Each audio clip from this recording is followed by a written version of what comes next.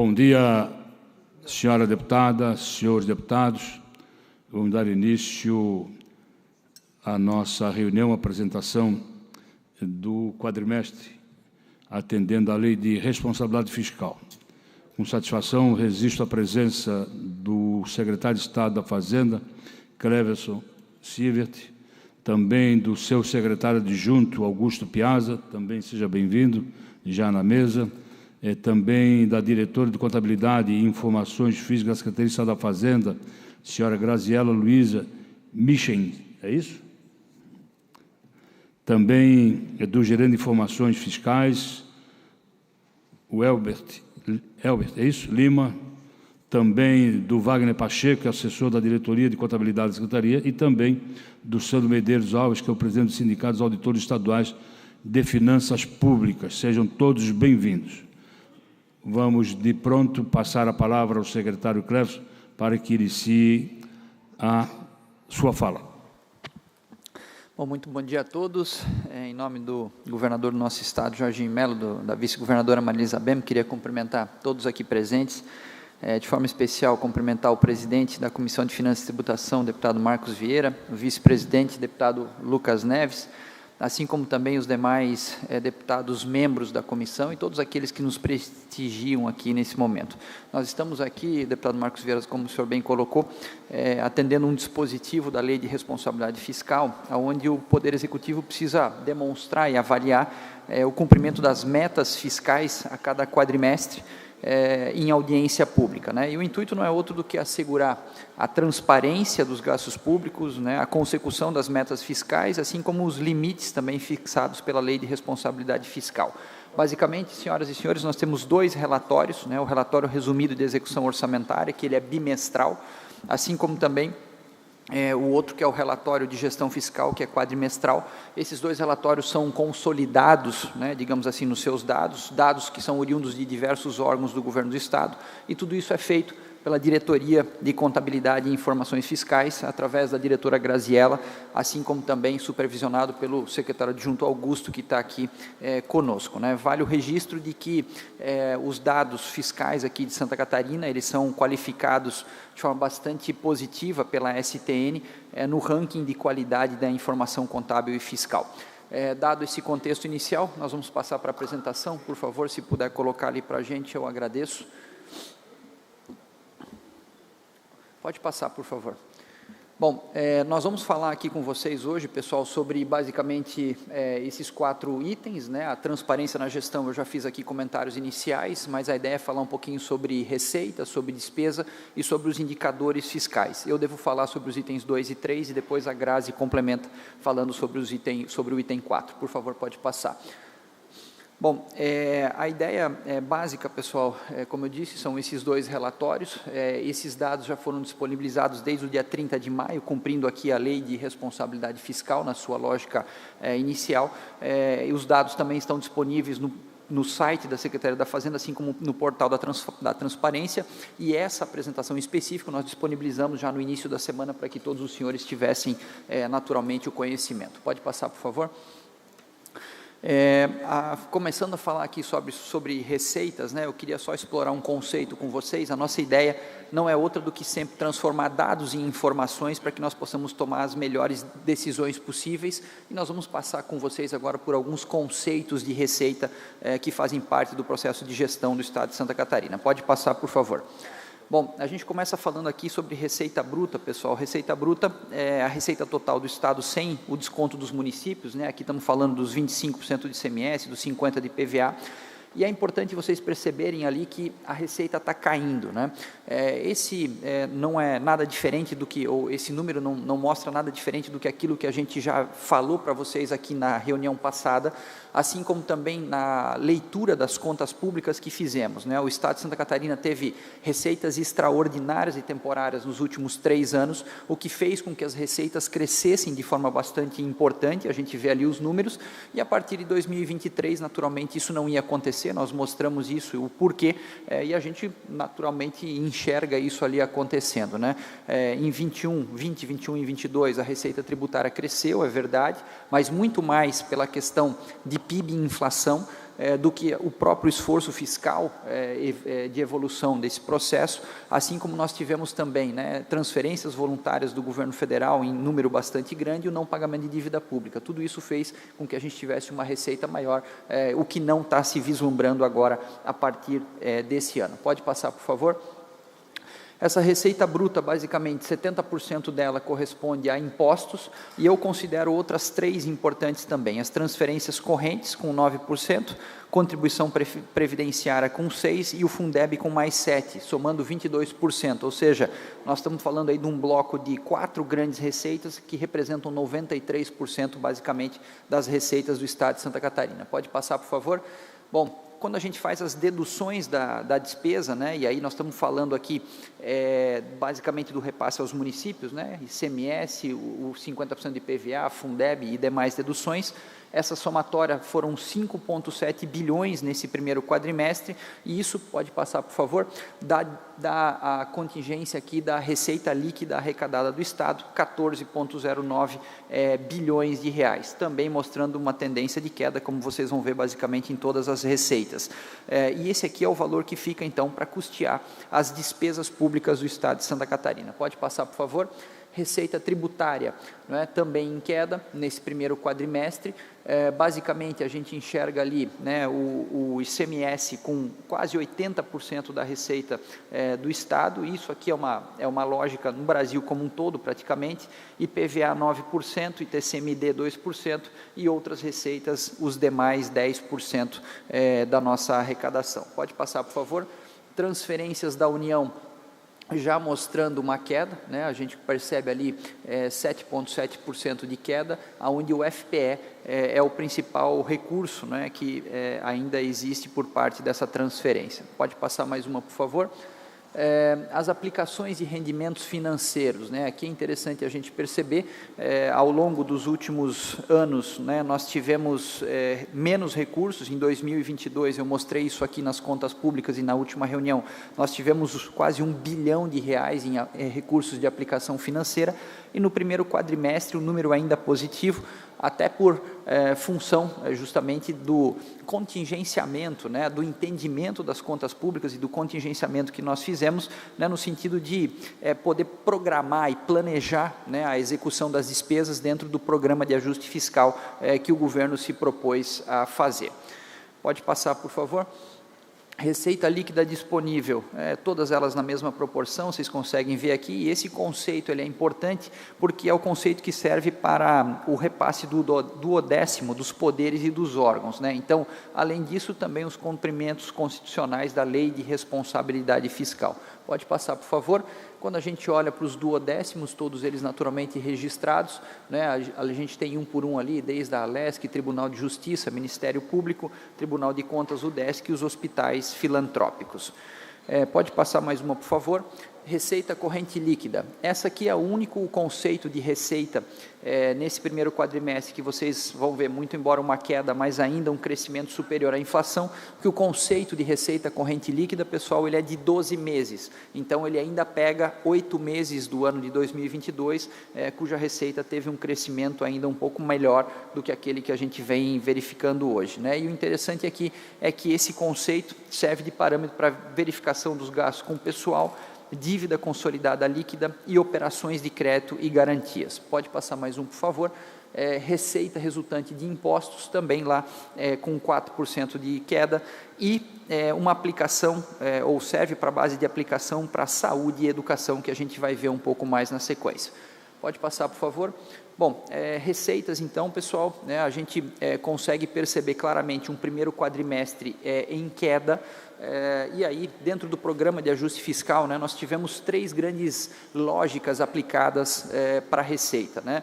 O trabalho em relação aos benefícios fiscais, novas receitas que foram tributárias e não tributárias, e também a desburocratização. São 24 itens sendo trabalhados no plano de ajuste fiscal nosso, no programa de ajuste fiscal.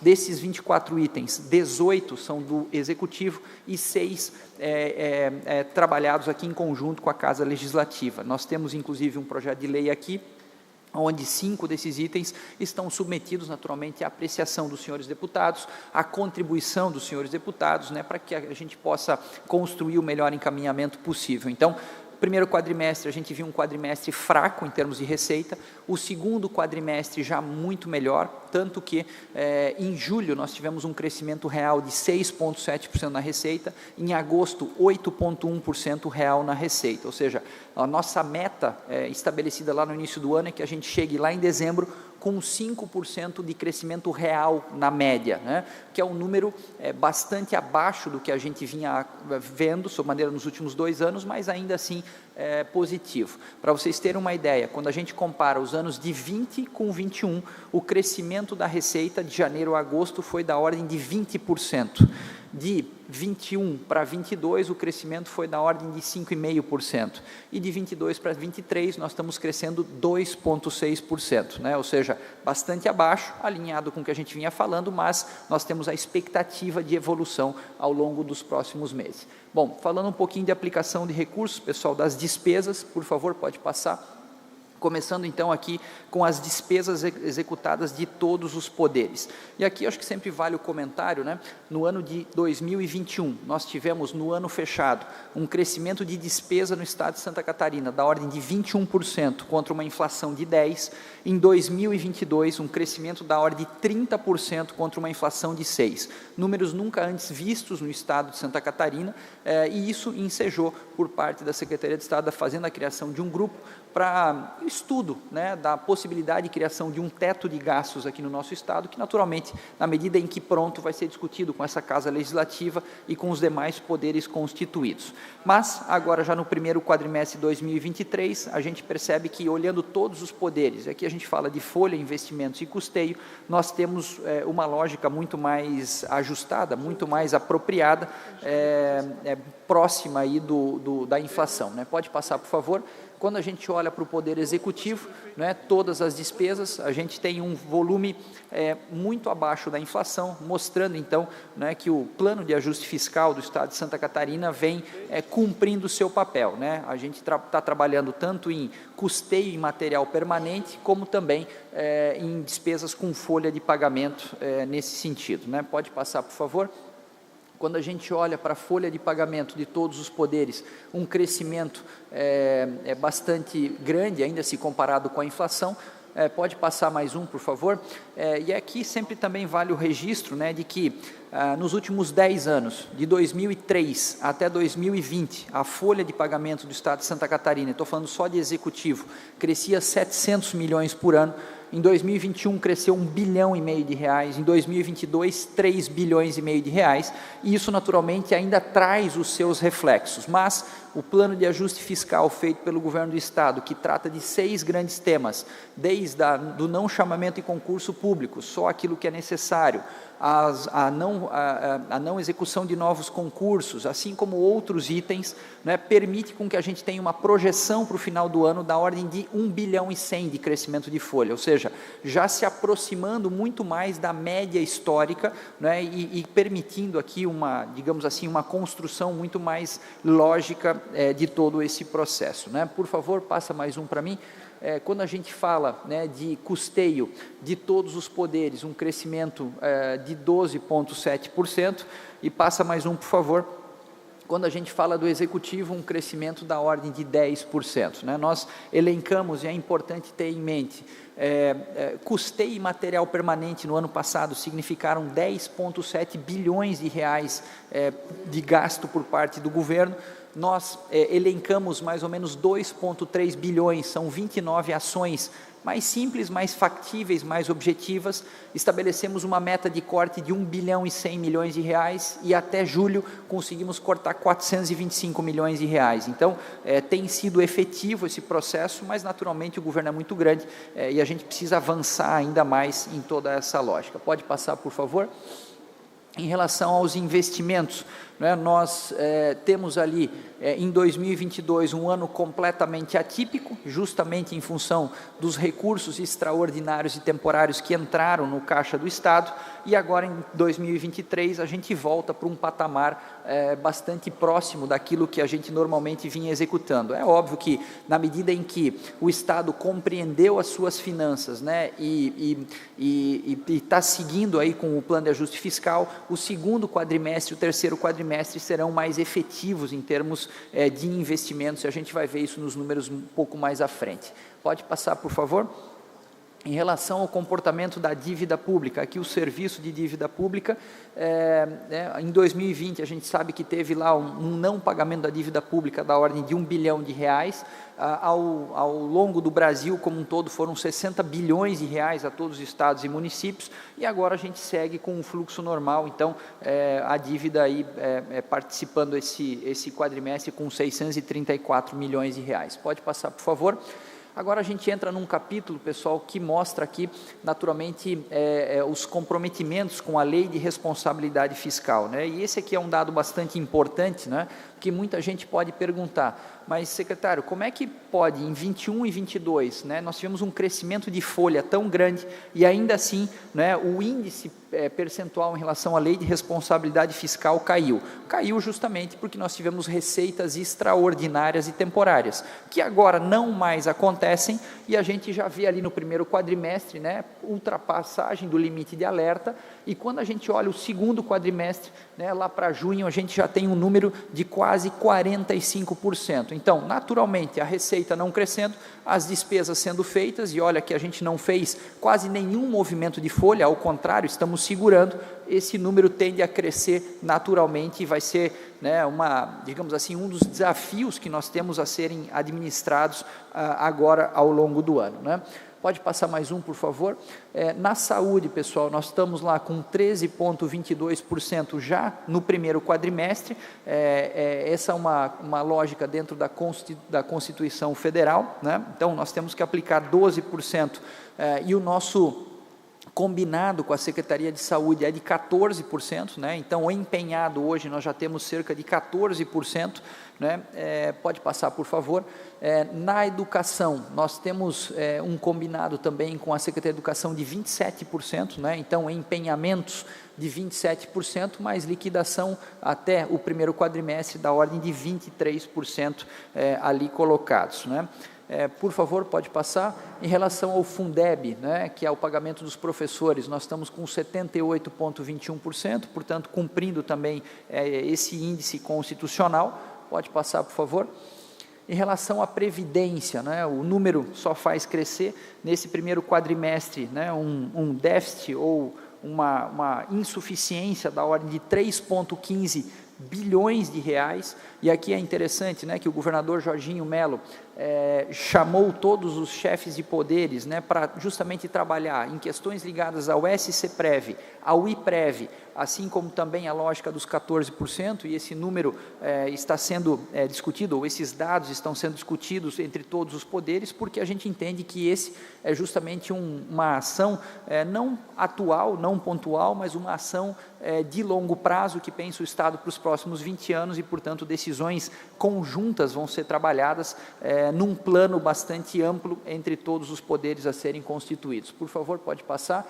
Aqui a gente só abre entre o civil e o militar, né, e a gente percebe naturalmente a diferença entre todos eles. Pode passar, por favor.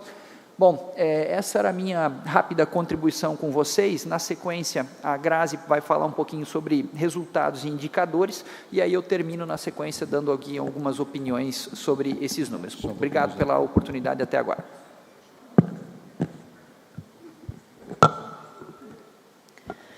Bom dia a todos. Em nome do excelentíssimo deputado Marcos Vieira, gostaria de cumprimentar a todos aqui presentes. Então, eu vou apresentar os resultados e indicadores conforme os cálculos, né, e metodologias previstos na Lei de Responsabilidade Fiscal, apresentando, então, neste primeiro quadrimestre, o resultado orçamentário, o resultado primário e nominal e os indicadores de endividamento. Por gentileza. Obrigada.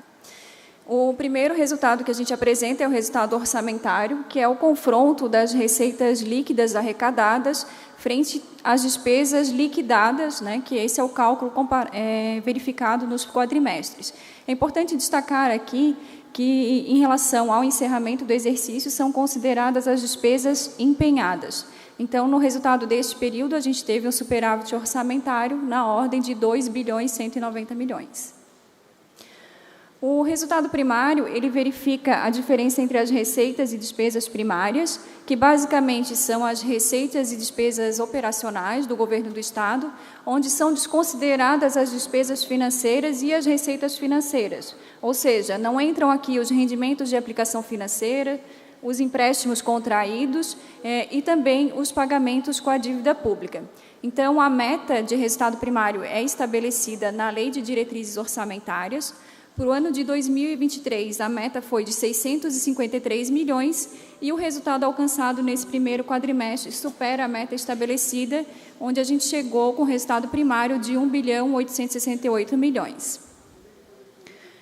O outro indicador é o resultado nominal, que ele verifica a variação da dívida consolidada em relação ao período imediatamente anterior. Então, aqui a gente está comparando o resultado apurado no primeiro quadrimestre comparado ao resultado apurado no último quadrimestre do ano de 2022. A meta de resultado nominal também é estabelecida na Lei de Diretrizes Orçamentárias. Para 2023, a gente tem uma meta de 441 milhões e o resultado alcançado até esse primeiro quadrimestre é de 2.193 milhões. Ou seja, a gente teve uma redução no estoque, na variação da dívida consolidada, que eu vou mostrar na sequência. A dívida consolidada líquida, ela tem um limite estabelecido conforme a receita corrente líquida. O limite é de 200%, né, e o Estado alcançou no primeiro quadrimestre 37,02%. O que esse indicador considera? Ele considera tanto a dívida consolidada, que é o meu estoque de dívida, quanto as disponibilidades de caixa frente a essa dívida. Então, a gente verifica nessa série histórica que todos esses itens, eles tiveram uma variação positiva, fazendo com que o resultado fosse alcançado, né, de 37,02%. Por favor. As garantias e contragarantias concedidas também há o limite pela Lei de Responsabilidade Fiscal de 22% e o limite do Estado alcançado no primeiro quadrimestre de 2023 foi de 4,06%. Essas contragarantias concedidas são realizadas quando as empresas estatais independentes contratam empréstimos com organismos financeiros e o Estado, então, age como garantidor desses empréstimos. No caso aqui, esse percentual é indicado conforme os contratos de empréstimos da Casan e da Celesc. E, por fim, né, o último indicador de endividamento são as operações de crédito contratadas. A gente não teve nenhuma operação de crédito contratada neste primeiro quadrimestre de 2023, portanto, né, a gente não alcançou, não teve nenhum resultado em relação a esse indicador. A gente apresenta aqui apenas para fins de transparência das contas públicas. Muito obrigada a todos. Devolvo a palavra para o secretário Klebers. Bom, pessoal, queria só fechar aqui a nossa participação, dizendo que esse primeiro quadrimestre mostra, como não poderia ser diferente, né, a responsabilidade por parte do governador Jorginho Mello, da vice-governadora e desse governo em relação às contas públicas, muito embora tenhamos enxergado no início do ano, né, uma lógica bastante complexa, né, apontando para um déficit no final do ano, em função de receitas que não se mostravam positivas e despesas que tinham crescido, né, nós atuamos de forma bastante diligente, né, montando e produzindo um plano de ajuste fiscal e construindo caminhos, então, para que as receitas pudessem crescer e para que as despesas pudessem ser cada vez mais administradas. Eu acho que os números mostram que a gente tem sido diligente e positivo, os resultados têm aparecido, e na medida da execução do ano, né, na próxima reunião que faremos, vocês verão isso ainda com mais intensidade. Então, eu queria, deputado Marcos Vieira, deputado Lucas Neves, agradecer pela oportunidade e, obviamente, ficar aberto aqui para poder fazer os devidos comentários. Sem antes, mais uma vez, agradecer também ao meu secretário adjunto Augusto, né, por todo o apoio, por toda a ajuda que tem nos dado, também a Grazi e toda a equipe, né, ao Elber, enfim, e a toda a sua equipe, para que a gente possa seguir juntos aí nesse trabalho, tá bom? Obrigado, valeu. Antes de abrir a palavra à senhora deputada e senhores deputados, eu quero também fazer questão de ouvir o secretário adjunto Augusto Piazza, por gentileza. Bom dia a todos. No nome do presidente Marcos Vieira, eu cumprimento todos os deputados e senhoras e senhores. É um prazer estar aqui com vocês novamente. Eu gostaria de ressaltar um ponto importante que, além de todo o esforço hercúleo que o governo do Estado vem fazendo com o PAFISC, o governador Jorginho Melo, como estadista que é, ele olha para o Estado de Santa Catarina para 20 anos na frente. O secretário Cleverson sempre ressalta esse ponto nas falas dele, porque é muito importante para nós como servidores públicos de carreira. O secretário Cleverson e o governador Jorginho Melo lideram pelo exemplo, senhores. Por que eu trago essa fala para os senhores? Quando foi feito o PAFISC, o secretário Cleverson e o governador Jorginho deixaram muito claro que o plano de ajuste fiscal não é um plano passageiro, ele vai ser perene no governo do Estado. E, para isso, eles vão apontar para os senhores deputados que talvez um teto de gasto no governo do Estado de Santa Catarina seja essencial para que isso se torne realidade. Mas, mais do que isso, o que eu quero ressaltar, e vou trazer um exemplo para os senhores com números, a folha de pagamento é a maior despesa do Estado. Então, o secretário Cleverson determinou que nós fizéssemos exemplos.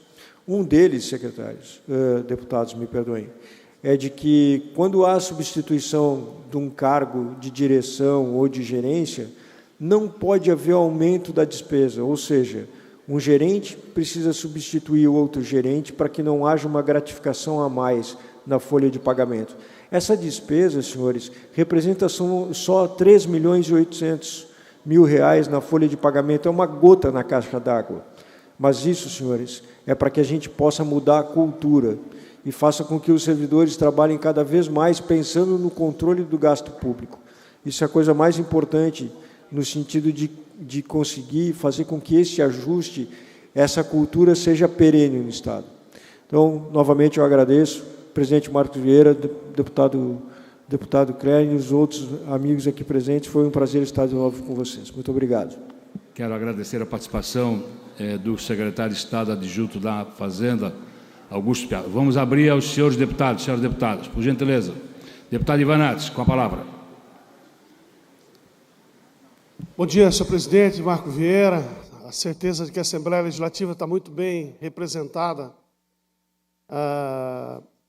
nas questões financeiras, se consolida na presença de Vossa Excelência, comandando a comissão.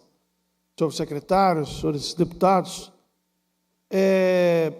dois temas me chamam bastante atenção. Primeiro, a atenção que o secretário Cleverson tem dado aos números do Estado, a forma como ele se comunica com os catarinenses, com a Assembleia, comunica com o setor produtivo, a forma como ele compila os números e nos deixa tranquilo, evidentemente, de que a Secretaria da Fazenda, sob o comando do senhor, está em muitas boas mãos. Sem sombra de dúvidas, é uma das maiores aquisições do governador Jorginho. Vossa Excelência, a certeza de que está tudo andando corretamente.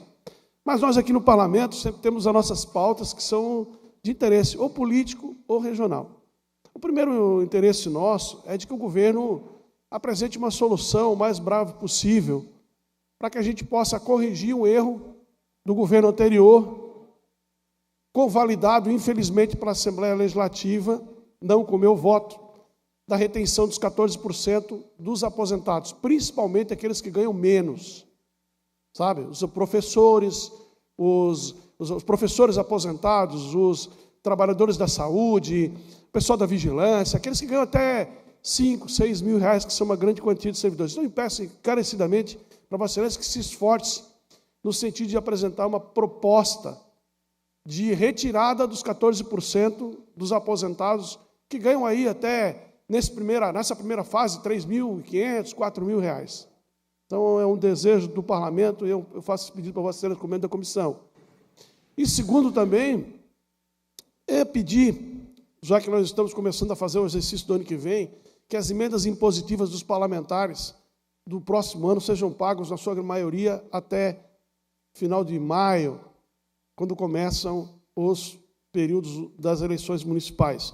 É fundamental que o governo compreenda a importância do pagamento das emendas impositivas do parlamento antes do início do processo eleitoral. Isso é bom para a política, é bom para o nosso relacionamento com o governador, com os secretários. Então, não faço outra coisa senão pedir a Vossa Excelência que faça essas duas observações. A proposta, a redução, a extinção da contribuição providenciária de quem ganha menos e o pagamento das emendas impositivas até o dia 30 de maio do ano que vem. No mais, só para parabenizar o trabalho de Vossa Excelência e do nosso presidente Marco Vieira, que é a nossa grande segurança aqui na Assembleia Legislativa. Obrigado. Antes do secretário responder, ele vai responder em bloco, deputado Luciano, mas o deputado Lucas já havia pedido a palavra, em seguida posso a Vossa Excelência. Cumprimentar o presidente, nosso capitão aqui na comissão, deputado Marcos Vieira, cumprimentar o secretário e toda a sua equipe, dizer que eu fico muito satisfeito com a apresentação, secretário, especialmente por mostrar o equilíbrio que vocês conseguiram encontrar e fazer nas contas públicas do Estado. Imagino que tenha sido um desafio até aqui, e isso é resultado, certamente, do trabalho muito competente de toda a equipe. Parabenizá-lo. Ao tempo também que questiono a respeito das transferências especiais voluntárias, as TEVs, que nós aprovamos aqui nesta casa, e nós, deputados, somos demandados diariamente por prefeitos e pela comunidade em geral, que lá tem uma obra no município que precisa ser retomada e que aguarda pelos repasses. A gente sabe que os repasses já começaram a ser feitos, existem alguns entraves que a gente tem acompanhado, como as DARTs, que alguns municípios estão, ou muitos municípios estão com problemas, mas eu gostaria que o secretário detalhasse para nós qual é a previsão de desembolso de TEVs até o final do ano, e se há caixa suficiente para essa previsão, e se haveria algum calendário. A gente sabia que tinha uma previsão de fazer liberações de até R$500 mil, depois, na sequência, R$1 milhão. Se existe um calendário, quanto deve ser desembolsado pelo Estado, e se há caixa para isso. Obrigado, secretário. Presidente Marcos Vieira. Deputada Luciana Gaminato, Vossa Excelência com a palavra. Primeiro, cumprimentá-lo, presidente, deputados e o Cleverson. É que eu tenho um amigo que é Kleber, então eu sempre troco, Secretário da Fazenda e adjunto, enfim, toda a equipe da Fazenda. Em primeiro lugar, eu quero reforçar aqui o pedido que já foi feito pelo meu colega que antecedeu, mas eu gostaria de retomar esse debate na seguinte dimensão. Sindicatos estão em coleta de assinaturas de um abaixo-assinado para apresentação de um projeto de lei de iniciativa popular. Já foram coletadas mais de 80 mil assinaturas, que deve ficar no 1% de assinaturas, conforme a Constituição Estadual prevê a apresentação de projeto de lei de iniciativa popular. Isso já é uma demonstração da grande injustiça que foi feita. É claro, não foi por este governo, fazendo justiça aqui também, foi no governo anterior. À época, a gente já fazia o debate, nós votamos contra, mas, infelizmente, foi aprovado, e nós temos, de lá para cá, servidores que, todo mês, estão desesperados. Talvez, para a gente compreender, seja muito difícil, mas um servidor que ganha um salário mínimo até o teto do regime geral de previdência, tirar 14% todo mês pode significar o medicamento, pode significar a falta de um alimento, pode significar a ajuda a uma pessoa de mais idade que não chegue, porque muitos são cuidadores, inclusive. E quando isso se soma a um casal que é servidor público, você tem 28% a menos na remuneração mensal. Isso é muito grave. E o governador atual, no período de campanha, se comprometeu em fazer a revisão desse dispositivo. Então, eu quero fazer um pedido aqui, com muita força, eu diria, muito especial, para que se olhe para isso e se dê respostas. Nós não podemos virar o ano desse jeito. Mas eu também quero acrescentar que nós também temos outros problemas. Não dá para a gente imaginar que o vale alimentação do servidor público do Executivo é R$12. O que se faz com R$12? A gente compra o que com R$12 de alimentação? E também foi anunciado que estava sendo revisto esse valor. Se corrigir a inflação, chega no mínimo a R$25. Então, eu quero fazer esse pedido também, e termino dizendo que, em relação aos investimentos em educação, que é uma pasta que eu acompanho muito, 78% do Fundeb, a lei fala no mínimo em 70%. Quero só fazer um adendo aqui, voltando para trás. Antes do novo Fundeb, que era no mínimo 60% de investimentos em folha de pagamento, o Estado já chegou a aplicar 93% do Fundeb com folha. Agora que é 70%, está com 78%. Ou seja, eu quero dizer que tem margem aqui para avançar nessa perspectiva de uma remuneração mais digna. E, por último, secretário, nós estamos na fase aqui de discutir emendas. Eu vou fazer uma fala aqui que eu já fiz na Comissão de Finanças. Nós aprovamos uma audiência a meu pedido. Nós precisamos corrigir algumas coisas. Eu vou dar um exemplo bem concreto. Os hospitais, os municípios batem na nossa porta e pedem, vou dar um exemplo aqui, uma ambulância para 10 deputados. Aí 10 deputados colocam uma ambulância para aquele município. Não comporta 10 ambulâncias para determinados municípios. Aliás, para quase nenhum comporta. O que a gente precisa fazer? A gente tem que corrigir isso antes de aprovar a lei aqui. Porque senão nós entramos, olha, agora nós estamos em setembro. Em setembro, deputado Fernando. E ainda nós temos objetos que precisam ser modificados, porque a gente sabe que não tem sentido aquele objeto que foi aprovado, dada a realidade de agora. Então, eu falei para a Secretaria de Estado da Educação esses dias. Simadom, é o seguinte, a gente aprova um ginásio para determinada escola, nós compartilhamos em vários deputados, que é um exemplo que nós vamos para Fraiburgo. 3 deputados, 200 mil cada deputado, para chegar em 600 mil, porque era um ginásio menor, para ter o valor. Agora, a Secretaria fez um projeto de 1.100.000 e diz que aquele valor não serve para nada e que não dá para executar a obra. Não dá para a gente fazer gestão desse jeito. As secretarias precisam ter diretrizes para as emendas antes da nossa definição. Porque eu tenho certeza que nós queremos colocar objetos que sejam viáveis. A secretaria também não precisa ter tanto trabalho. Agora, onde é que nós estamos encontrando o maior problema? É nas emendas de governo. As de prefeitura é simples. Manda o recurso para a prefeitura, executa. As de governo, parece que o governo está incentivando os 40 deputados a não colocar mais recursos nas obras de governo. Eu, por exemplo, que tenho uma relação com as escolas estaduais, eu já estou dizendo assim, escola estadual eu não vou colocar, eu só vou colocar em escola municipal, porque escola estadual não sai nenhuma reforma, não sai nenhuma obra. Mas eu sou deputada estadual e eu sei o caos que está as escolas estaduais. Eu quero colocar nas estaduais. Então, eu estou fazendo essa reflexão aqui para ajudar. Para ajudar. Nós precisamos resolver isso. Eu tenho emenda de 2019 que não saiu ainda. E aí? Aí fica o deputado de mentiroso, que foi lá e prometeu e que não saiu o recurso.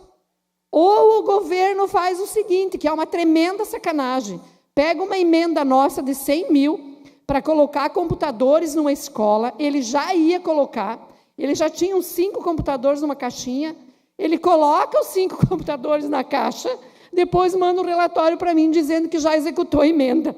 Não dá, né? Não dá para a gente brincar de fazer governo. Então, eu quero fazer esse pedido aqui para que a gente corrija isso e vamos tratar as coisas com mais seriedade, porque eu acho que todo mundo tem que ter zelo pelo dinheiro público. Presidente, nós temos uma audiência para fazer sobre isso. Eu acho que, quem sabe, a gente resolve isso, né?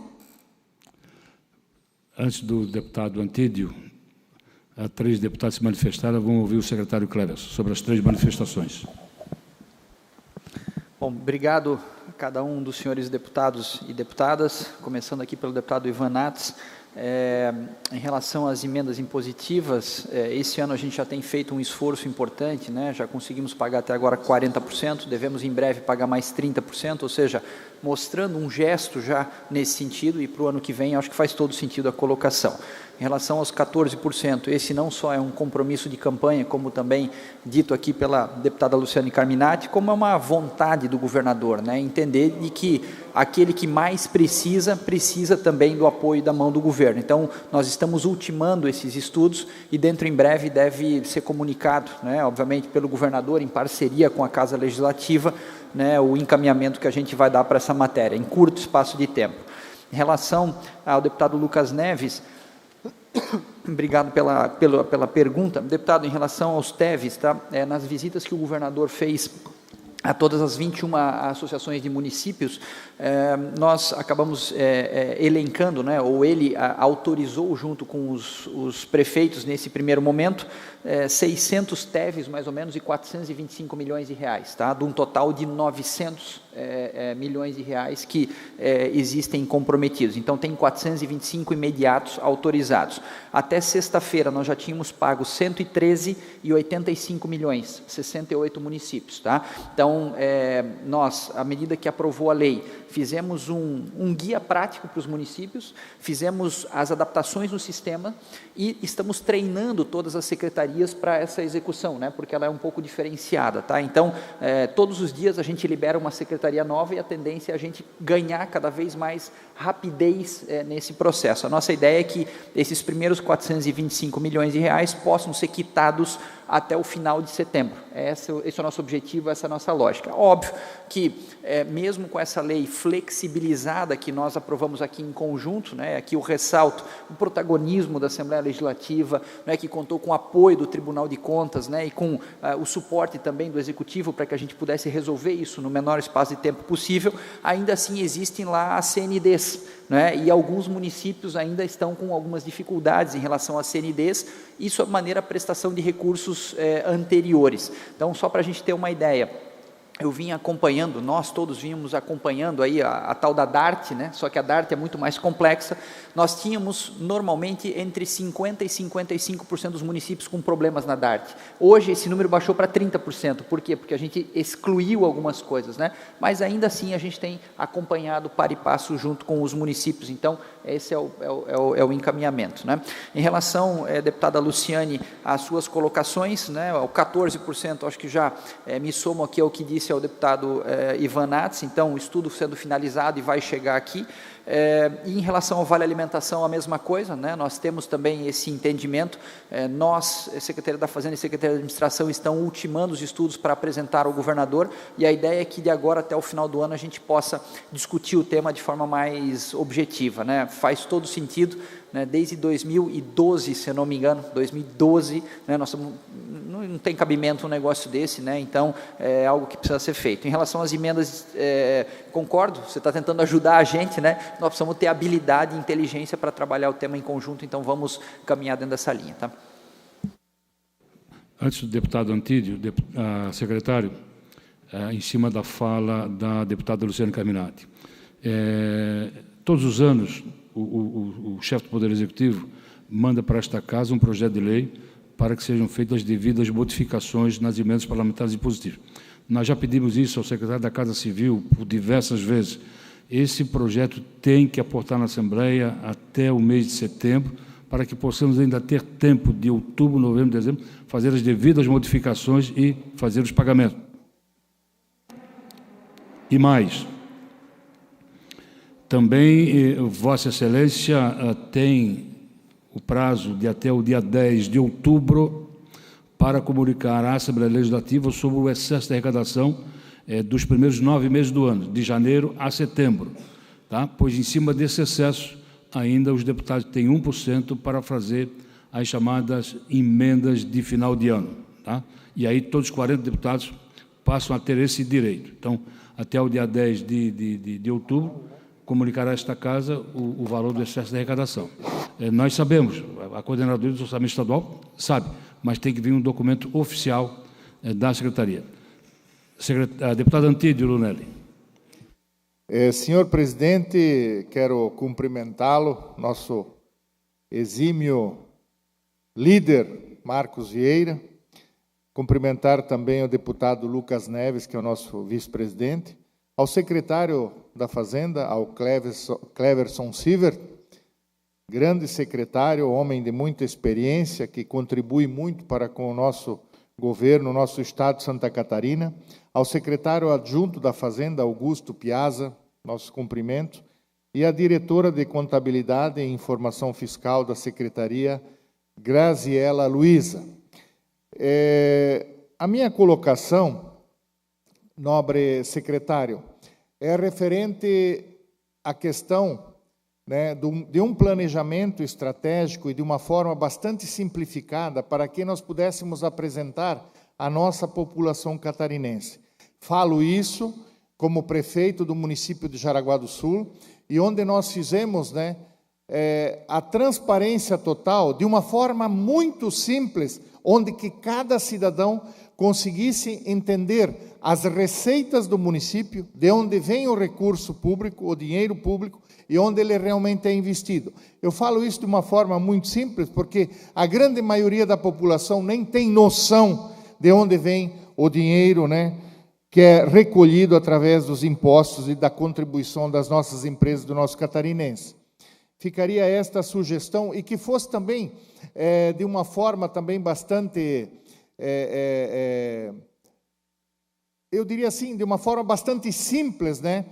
O que custa, qual é o percentual da Alesc, do Tribunal de Contas, do Tribunal de Justiça, do Ministério Público, né? Da Segurança Pública, Polícia Militar, né? Polícia Civil e tal, de uma forma, o percentual, né? E que onde talvez nós conseguíssemos amanhã depois vincular isso juntamente com a Receita. Se a Receita do Estado cresce, automaticamente os repasses crescem. Se a Receita do Estado cai, né, ela está vinculada percentualmente. Falo isso como um cidadão comum e um homem da iniciativa privada, do setor privado. Tá. Aí, por exemplo, juntamente aqui, complementando a fala da nossa deputada Luciane Carminati, onde que nós temos um trabalho muito bonito feito pelo deputado Mário Mota, referente ao nosso ensino, né, o nosso ensino médio, que é de responsabilidade do Estado. O que vem acontecendo, nós temos obras de 1 ano atrás que não foram iniciadas, ou que foram licitadas e foi investido 10%, o resto não está acontecendo, as empresas já pedindo uma reavaliação de preço. Quer dizer, em cima daquilo que o deputado Mário Mota vem fazendo, desse grande trabalho que ele vem, e que inclusive está levando para a Secretaria da Educação, com o intuito, com o objetivo de ajudar, de contribuir.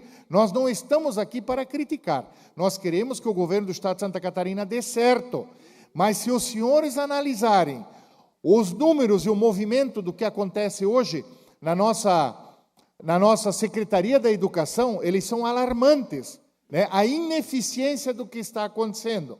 Então, digo isso tudo como uma forma de contribuir, e também, analisando os números, vejam os senhores a irresponsabilidade do governo anterior. Imaginem os senhores, né? Nós lá fora, se fizéssemos os gastos baseado quando que nós temos um bom ano, né? E não estamos preocupados com a situação para frente.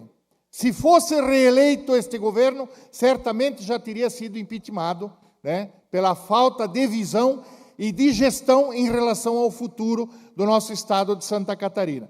Então, seria essa a minha contribuição, nobre secretário Cleverson, que nós que viemos lá da roça de uma forma muito simples, né, acostumados naquelas anotações na nossa caderneta, né, 1 mais 1 são 2, não é 2,1 nem 1,9.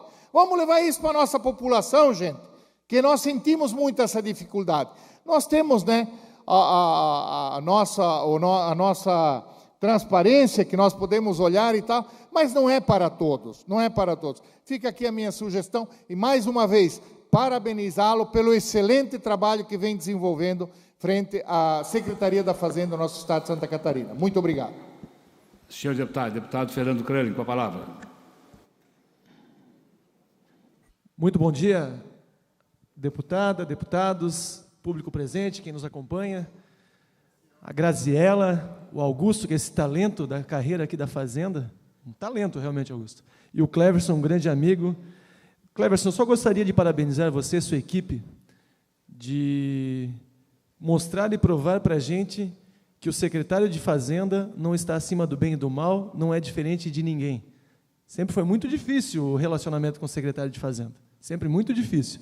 E hoje a gente vê que o relacionamento é muito mais prático, somos sim atendidos, temos retorno, logicamente nem todos os pleitos e pedidos que a população nos traz a gente consegue resolver, mas sempre tem uma tentativa ou um caminho para que a gente possa dar uma resposta. Então, primeiro, parabéns, e quando um líder senta, os liderados deitam, não? Então, parabéns porque você está voando e a tua equipe está vindo junto contigo. Eu gostaria de colocar um pleito, assim como alguns colocaram dos seus segmentos, um pleito que a gente já esteve presente lá com você, que é a questão da Lei de Incentivo ao Esporte, que nós sentamos, a lei já está aprovada, está em trâmite de regulamentação. Eu queria fazer um pedido e um apelo para que essa regulamentação, essa lei, fosse, logicamente, dinheiro não nasce em árvore, e a gente sabe que existem limitações, principalmente orçamentárias. Nosso sonho é que a gente chegue ao que foi proposto lá no PIC, no Programa de Incentivo à Cultura, de 75 milhões. Mas temos que começar. Eu sempre brinco, né? A Ponte Rio-Niterói, alguém começou um dia. Então, a gente tem que começar para chegar um dia lá no tamanho que é o Programa de Incentivo à Cultura. Mas que, no meio desse caminho, a gente possa fomentar 4 segmentos, principalmente o desporto educacional, criança contra turno escolar, desporto de participação, lazer para famílias, principalmente reestruturação de equipamentos esportivos nos municípios, o paradesporto e o alto rendimento. Virá, com certeza, um lobby muito grande de grandes eventos esportivos. Isso, com certeza, vai acontecer. Eu lembro, num passado não tão distante, que nós tínhamos em Santa Catarina o Fundo de Esporte, onde nós tínhamos um orçamento, vamos chutar, 20 milhões de reais, em 2 eventos esportivos em Santa Catarina já iam 10 milhões de reais. E ficavam 10 milhões para todo o resto. E o todo o resto é muita coisa. Então, que a gente possa focar primeiro em quem mais necessita, e a prioridade que é a lei, que é o fomento ao esporte, desde a base, e aí sim, se nós tivermos recursos suficientes, investirmos em grandes eventos. Quando eu falo grandes eventos, não são eventos esportivos, são grandes eventos de empresas privadas que muitas vêm de fora, fazem seu evento, ganham dinheiro aqui em Santa Catarina e não deixam legado nenhum no Estado. Então, é apenas um apelo, um pedido, para que, quem sabe, um dia a gente chegue lá, Cleverson. Os grandes eventos sejam incentivados, sim, mas primeiro fazer, né, a base, o fundamento, para depois a gente fazer o telhado da casa. Senhores deputados, mais algum deputado deseja se manifestar? Não havendo mais quem queira se manifestar, passa a palavra. Quem falou? Mário Mota. Deputado Mário Mota, desculpe. Vossa Excelência com a palavra. Em primeiro lugar, eu gostaria de cumprimentá-lo, agradecer a possibilidade de acompanhar essa explanação do secretário Cleverson e de toda a sua equipe, cumprimentar os meus colegas, agradecer a citação feita pelo deputado Antílio Nunelli sobre um programa que nós estamos desenvolvendo no gabinete, que é o Educação Nota 10, que fez um levantamento das 302 obras em andamento no Estado, vinculadas à Secretaria de Estado da Educação. São 302 licitações, cujas ordens de serviços foram entregues e, lamentavelmente, nenhuma delas terminou no prazo licitado. Algumas com mais de 1 ano de atraso. E eu sei que isso não depende exclusivamente do atual governo. O secretário Simadon tem feito um esforço muito grande para dar conta, juntamente com as diretoras de UCRES, de CRES, e, naturalmente, as próprias empresas também têm problemas a serem superados, que não dependem exclusivamente delas. Eu sei que a maior parte do dinheiro já está empenhado para o pagamento, mas o pagamento é feito na medida em que a fase da obra termina, a fiscalização registra, faz a chamada medição e libera o pagamento para a empresa. Eu diria que são vários os gargalos que fazem com que, lamentavelmente, nós tenhamos hoje no Estado mais de 300 obras licitadas em andamento, a grande maioria delas atrasadas mais de 365 dias. Nós estamos cruzando todas as informações que estamos coletando com a nossa equipe de fiscalização do gabinete. Nós estamos visitando as obras com a autorização e aquiescência do próprio secretário Simadon. Estivemos lá, mostramos a ele o que estamos tentando fazer e, propositivamente, estamos reunindo os gargalos para poder apoiar a Secretaria da Educação e as escolas para que tenham as suas obras o mais rapidamente completadas. A nossa querida presidente da Comissão de Educação, Cultura e Desporto, a deputada Luciana Carminati, também citou o aspecto de obras, de emendas que são destinadas ao governo, especialmente para construções, para reformas e para ampliações em escolas da rede pública estadual. Eu diria que nós temos uma organização que agora começa a caminhar e que busca soluções para superar os gargalos, que são muitos, repito. Normalmente, nós imaginamos que as empresas de engenharia são as grandes responsáveis pelos atrasos. Eu diria, por essa experiência de visitação que tem feito por todo o Estado, não são só as empresas, há uma série de outros pequenos gargalos que acabam fazendo com que a burocracia impeça uma gestão efetiva nas construções, especialmente reformas, ampliações, construções de ginásios de esportes, quadras cobertas em escolas da rede pública. Nós estamos fechando esse trabalho, vamos entregar ao secretário da Educação propositivamente, com sugestões para que nós tenhamos uma agilidade maior e a conclusão de obras. Aderbal Ramos da Silva, aqui no Estreito, durante 4 anos, teve o colégio praticamente desmontado e paralisou-se a obra por uma série de problemas, inclusive falta de alvará para a sua reforma. A empresa que inicialmente começou o trabalho teve que sair, uma nova empresa foi licitada e ela já está com quase 1 ano de atraso na construção, no prazo que havia assumido. Portanto, há mais de 5 anos, o Aderbal é uma fotografia daquilo que, lamentavelmente, nós gostaríamos que acontecesse. Em relação ao que eu deixo à disposição de todos os colegas e da própria Secretaria da Fazenda, uma vez que a educação já vem fazendo uso, nós criamos um Power BI no nosso site, o deputadomariomota.com.br. Você vai em Educação Nota 10, no cantinho direito do portal, e você vai encontrar um Power BI com todas essas obras no mapinha de Santa Catarina. Clique na região em que você deseja, vai na cidade, e você tem todas as obras detalhadas com número de aditivos, número de repactuações, valor que já foi pago e quanto falta pagar, e o percentual de entrega, assim como o tempo de atraso, infelizmente, que a gente tem encontrado em praticamente todas as obras. Esse era o primeiro aspecto. Eu agradeço muito a citação do deputado Lunelli e eu coloco à disposição também da própria Secretaria da Fazenda para poder acompanhar mais de perto, e nós temos revisado mensalmente os dados que estão ali, que são frutos do portal de transparência, portanto, são dados oficiais da própria Secretaria da Educação e do Governo do Estado. Em relação ao que citou o deputado Fernando Crélio, meu colega de professorado de Educação Física e de Esportes, nós somos os dois formados em Educação Física nesse parlamento na atualidade, e ambos temos máximo interesse no desenvolvimento dessa lei. E eu queria dizer que, conversando com os amigos da FESPORT, com o Paulão e sua equipe, também eles estão bastante empenhados para que esta lei de incentivo seja aprovada o mais rapidamente possível. Eu agradeço muito a participação, mais uma vez o agradecimento ao presidente Marcos Vieira pela possibilidade de não perder, eu poderia estar só assistindo, mas certamente a participação efetiva com alguma manifestação é muito importante para todos nós.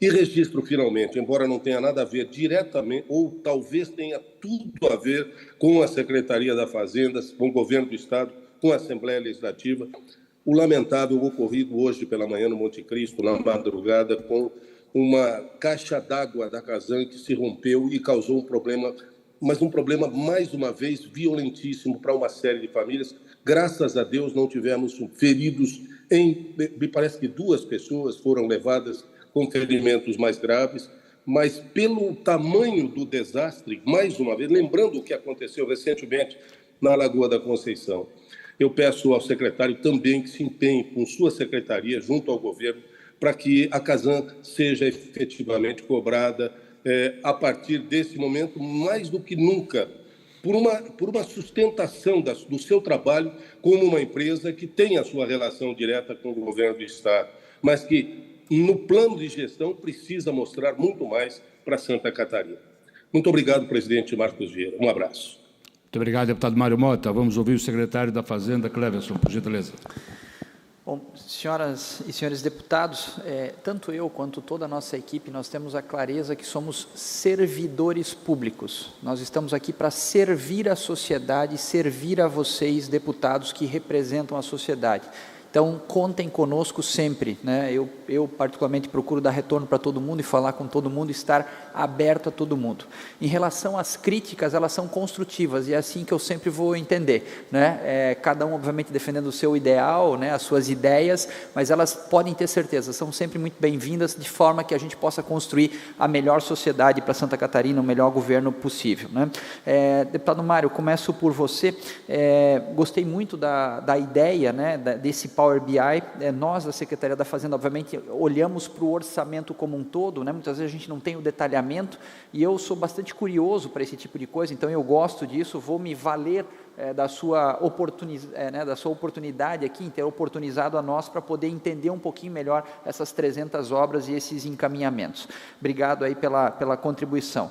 Deputado, querido amigo, deputado Fernando Krelin, essa lei do esporte ela é fundamental, né? O esporte produz só coisas boas, desde criança até o adulto, inclusive geração de emprego e renda, e a gente sabe disso.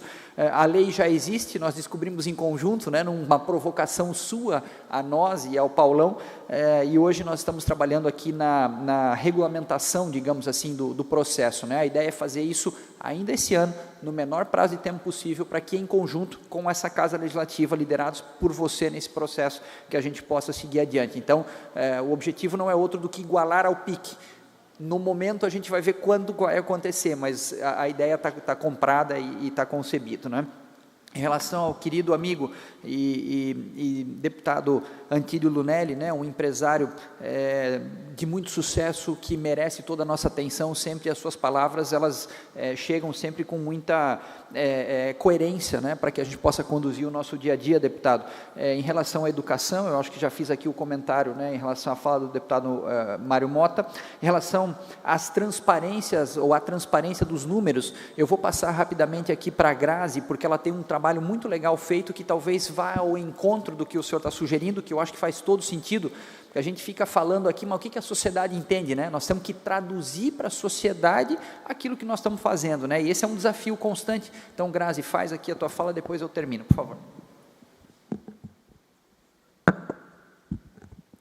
Então, gostaria de agradecer, né, a menção à transparência. Esse é um grande pilar dessa gestão de governo. O secretário Cleverson, né, quando fez a sua apresentação como secretário de Estado, ele mencionou, né, o forte trabalho em relação à transparência no seu sentido mais amplo, não somente na divulgação dos dados, mas principalmente na transformação desses dados em informação para estimular a participação social. Porque de nada adianta a gente apenas divulgar esses dados e não dispor, né, da base educacional para a população entender o que são aqueles dados. Então, nesse sentido, a Diretoria de Contabilidade tem o Balanço Cidadão, onde a gente demonstra, né, todo o funcionamento da máquina pública, traduz aquelas informações atreladas ao orçamento público de uma forma bastante simples, que seja compreensível para o cidadão. Em relação ao trabalho mencionado, enquanto prefeito de Jaraguá do Sul, a gente esteve lá na Prefeitura de Jaraguá do Sul, conhecendo essa excelente prática, né, que é uma revista que traz essas informações de uma forma muito simples e muito detalhada para a população ter o conhecimento. Então, gostaria, né, de reforçar que esse é um trabalho que a gente tem como referência, né, em relação à transparência dos gastos públicos, e a gente tem envidado todos os nossos esforços para levar a informação de uma forma simples e compreensível para que todo cidadão catarinense possa entender as finanças públicas e possam participar de forma mais ativa da gestão.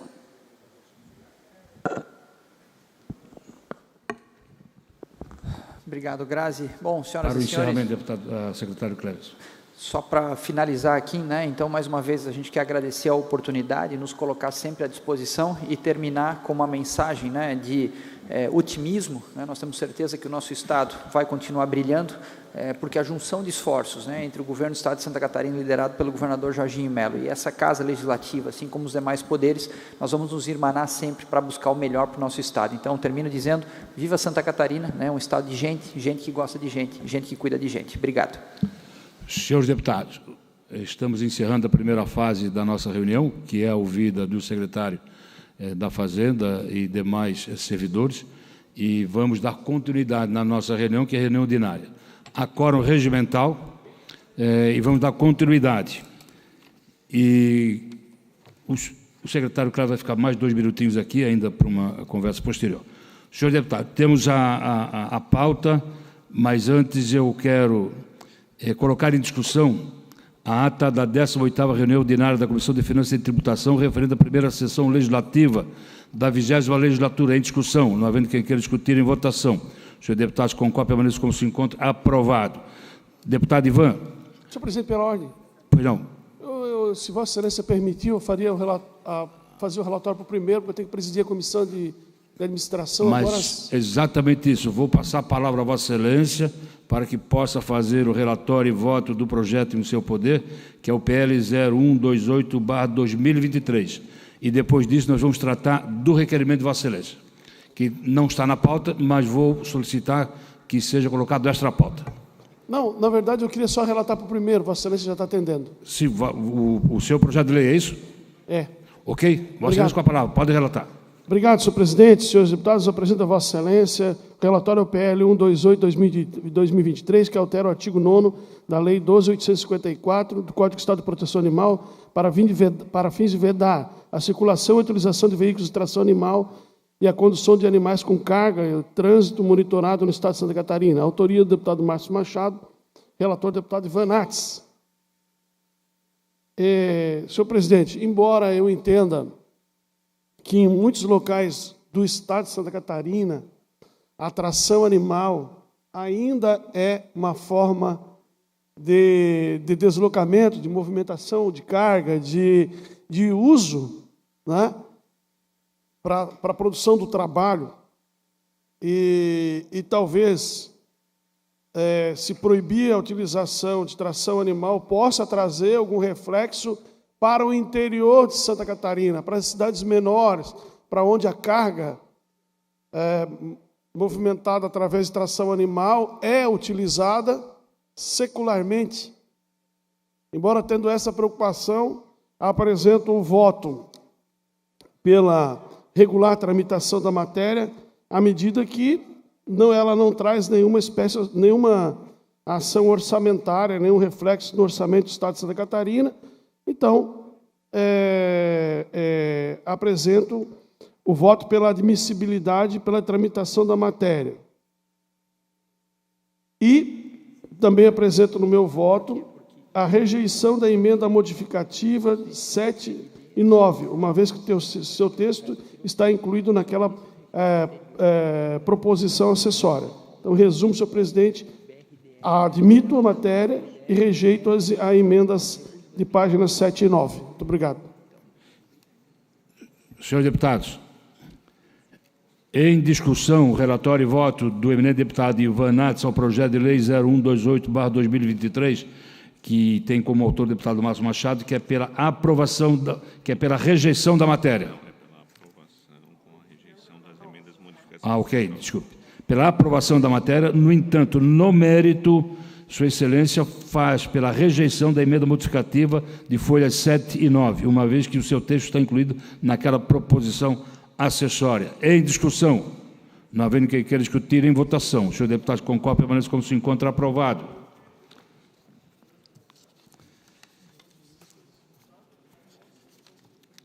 Deputado Lucas Neves, Vossa Excelência com a palavra.